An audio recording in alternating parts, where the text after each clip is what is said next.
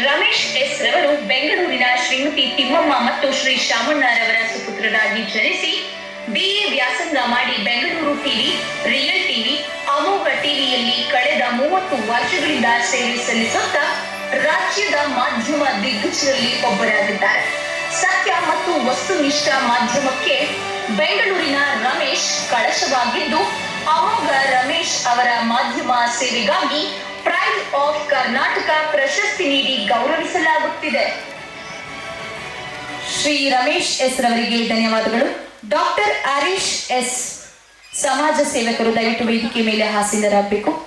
Doctor Harish S.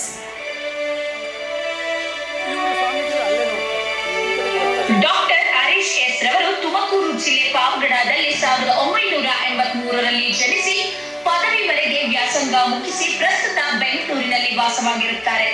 Yelahanka ವಿಧಾನಸಭಾ ಕ್ಷೇತ್ರದ ಕನ್ನಡ ಸಾಹಿತ್ಯ ಪರಿಷತ್ತಿನ ಅಧ್ಯಕ್ಷರಾಗಿ ಕನ್ನಡ ಸೇವೆಯನ್ನು ಸಲ್ಲಿಸುತ್ತಿದ್ದಾರೆ.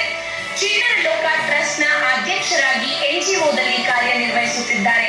ಹಾಗೆಯೇ ವಿಶ್ವದ ಅತಿದೊಡ್ಡ ರಾಜಕೀಯ ಪಕ್ಷವಾದ ಭಾರತೀಯ ಜನತಾ ಪಾರ್ಟಿಯಲ್ಲಿ ಬೆಂಗಳೂರು ಉತ್ತರ ಜಿಲ್ಲೆ ಅಸಂಘಟಿತ ಕಾರ್ಮಿಕರ ಪ್ರಕೋಷ್ಠದ ಜಿಲ್ಲಾ ಸಹ ಸಂಚಾಲಕರಾಗಿ ಕರ್ತವ್ಯ ನಿರ್ವಹಿಸುತ್ತಾ ಹಲವಾರು ಸಮಾಜಮುಖಿ ಸೇವಾ ಕಾರ್ಯಗಳಲ್ಲಿ ತೊಡಗಿಸಿಕೊಂಡಿರುತ್ತಾರೆ.